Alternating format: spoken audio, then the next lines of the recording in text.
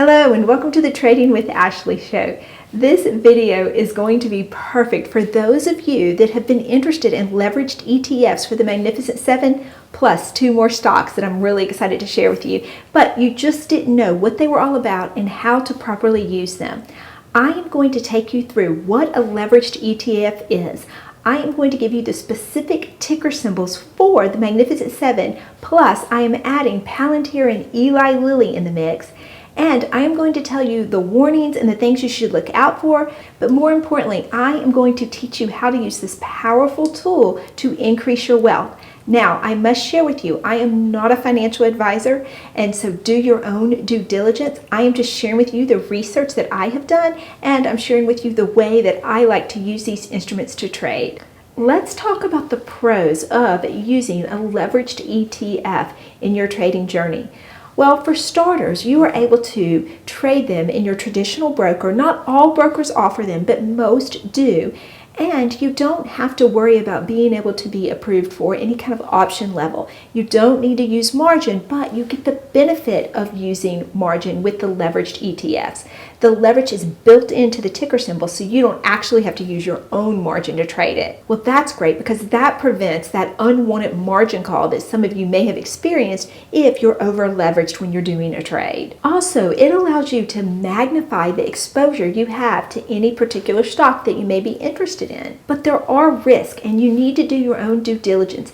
These instruments were not meant to be held for long periods of time, primarily because they have heavy management fees and they rebalance every night, and over time that can erode their performance. Also, I want to encourage all of you to get used to using a stop loss when you are dealing with leveraged ETFs, because that can protect your precious capital so that you can get back in the game if you chose the wrong direction. Let's talk about how to actually trade with a leveraged ETF.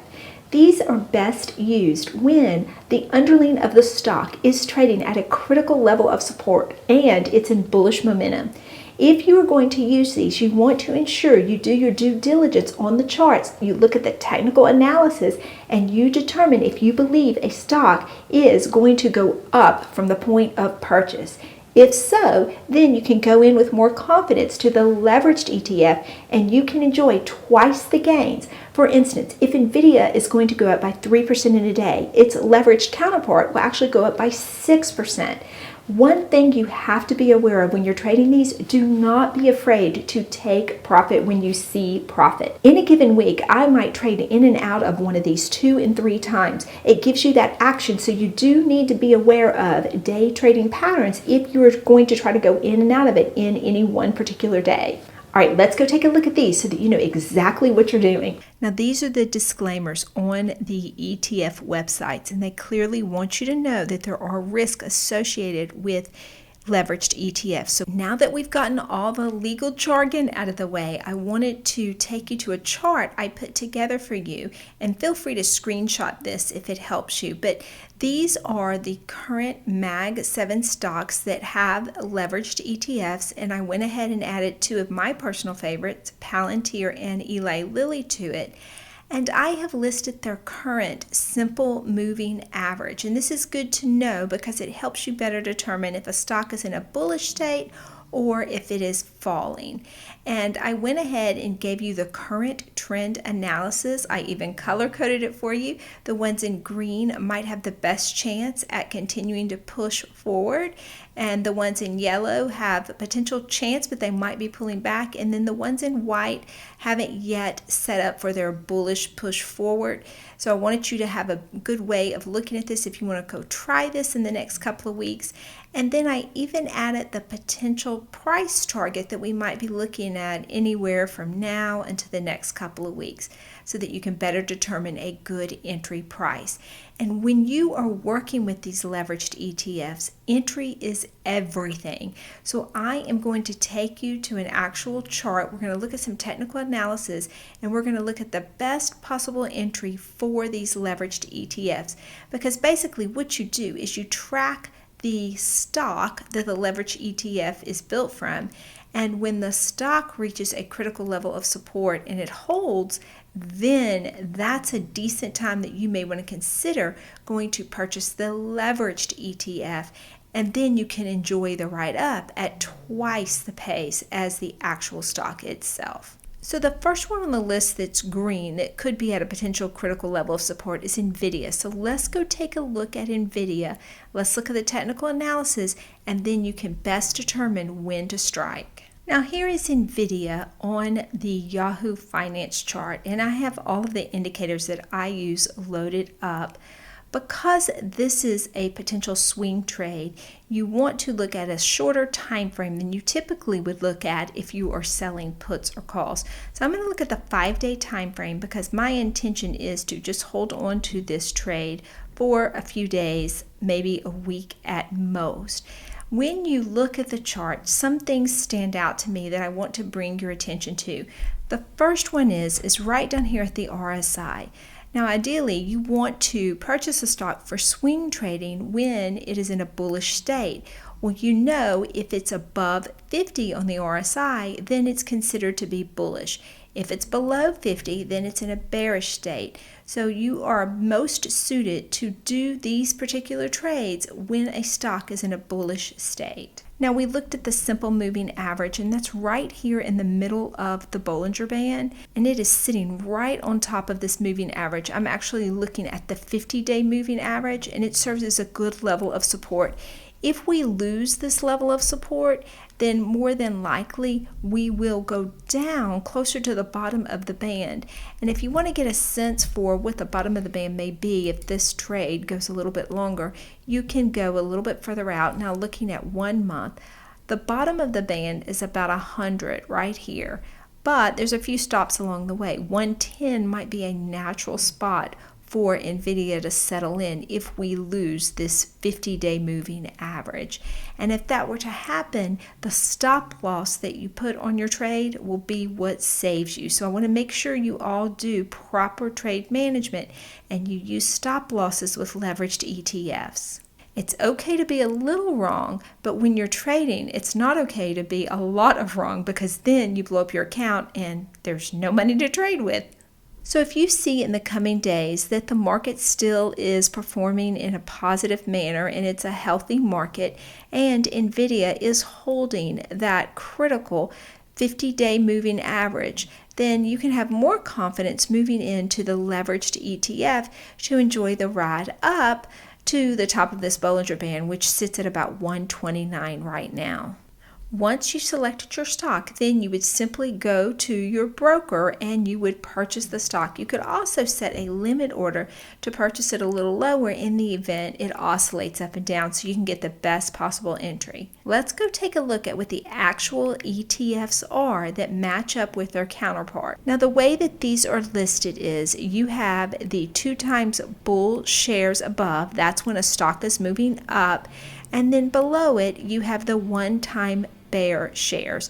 So if you believe a stock is going down and you don't want the time decay associated with purchasing a put, or you want to protect your portfolio, you can do that by actually buying the bear share, and then that will go up as a stock is moving down. So you can use these in a variety of ways, but looking specifically at the NVIDIA one that we were looking at, NVDU is your 2 time bull shares. Now what that means is for every percentage that NVIDIA goes up, then this particular ETF will go up twice as much. When you go to a site like Google Finance, you can put both ticker symbols in and you can see them side by side, and it's a really good visual. Here at the top you see this is NVIDIA, and it is down, it looks like it was down by 8% over the last month. Then its counterpart, which is the 2 times, is NVDU, and it's actually gone down by 18%. Now when you add the inverse ETF into the mix, this is NVDD, you can see that it actually goes up when NVIDIA goes down. So you can imagine how this might be a decent hedge. However, I would just not hold on to it for a long period of time because it will erode over time, as we've discussed earlier. Let's go take a look at another one and compare the two side by side. So here you have Eli Lilly and its counterpart LLYX. LLYX is in the yellow, And you can see that it went up by 1.71% in the last 5 days, whereas Eli Lilly only went up 0.81%. Now, the last thing I wanted to illustrate for you is how to set a proper trailing stop loss to ensure that if this, like I said, works against you, it doesn't hurt you too bad, but you can enjoy the upside potential. So if you're looking at NVDU, when it comes time to sell it, so obviously you'd buy it right away, but then you'd put a sell order in right after you made the purchase, and you would, instead of just having a sell order, you would change this to a trailing stop order. Now, when you're dealing with 2-time leveraged ETFs, you may want to give yourself a larger percentage so you're not getting stopped out too often. And so if you look here at this chart, you can get a better sense for what's happening, and it'll show you the price movement in any given time frame. So I usually like to look at the 1 week and just see how something's trending. So if I look down here, it was down by 5.82%. That was on September 20th. And then it rose on the 22nd, just a few days later, 3.54% up. And then we were down a little, about 4%. Then we came down a little bit more aggressively on September the 23rd, and we came down almost 6%. So seeing these various percentages will help you make a better decision. So if I didn't want to get stopped out too quick, seeing that it likes like that between 5 and 6%, I might go ahead and put like an 8% trailing stop loss, hoping that it won't stop out too soon before it has a chance to start running again. And so if I had bought like 5 shares, then I would go ahead and do 5 shares here so that it would cover all of them. And when it comes to the expiration, you would like to look at beyond just the current day. You'd want to go ahead and make it good till canceled so that it would trail this every market day. And the way that this trailing stop works is it's pretty cool, because if NVIDIA, hence NVDU, continues to rise, that trailing stop will rise with it, and only when it pulls back by the defined percentage will it sell it. So ideally, it'll just keep riding a little bit higher, and then if it decides to switch course, you won't lose more than 8% of what you've invested in this play.